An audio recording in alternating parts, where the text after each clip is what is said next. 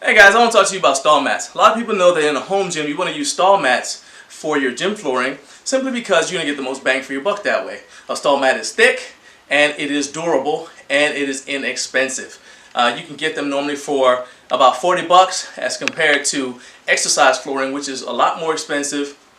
And also, if you use those puzzle mats, they're not going to do the job. They're going to come apart and they just are not built to stand up to weights coming down on top of them. But most people don't know that there are multiple kinds of stall mat surfaces. And so I've got 3 different kinds of stall mats in my home gym, and I'm going to tell you about the 3 different kinds and why I have them. So the first kind I have has this waffle flooring right here.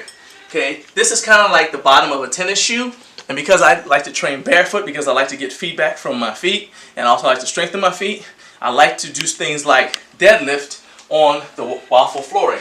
So if I'm going to deadlift, this is typically where I do it. And I deadlift right here. Also, if I'm going to do lunges or anything like that, if you guys see me in my videos, I'm typically over here. Alright? I don't do a lot of lunges anymore, but any kind of single leg stuff, you're going to see me right here. That's also where you see me do my bench pressing, because I need to have a firm foundation. So I'm, again, usually right here. The second kind I have is smooth surface. And that's pretty much just because I might be in a situation where I want to protect the floor. And so you see my kettlebells are right here. And so I do a lot of kettlebell floor pressing, dumbbell floor pressing, things like that right here. And so when I put the bar down or the kettlebell down, it tends to land right here. And that's, again, it's just to basically protect the floor. The final kind, and I don't have as much of this, is, I don't know, I guess grid surface. But you can see that it's kind of ridged. And what I like about these is that it stops the bar from rolling. So if I have my barbell anywhere else, I'll put it right here. See how it rolls away from me, right?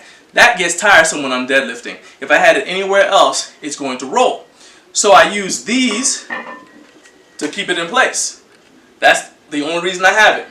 I also have it inside my power rack because, again, when I wheel my utility bench in place for me to bench, I don't want the bench to move around because it does have wheels on it.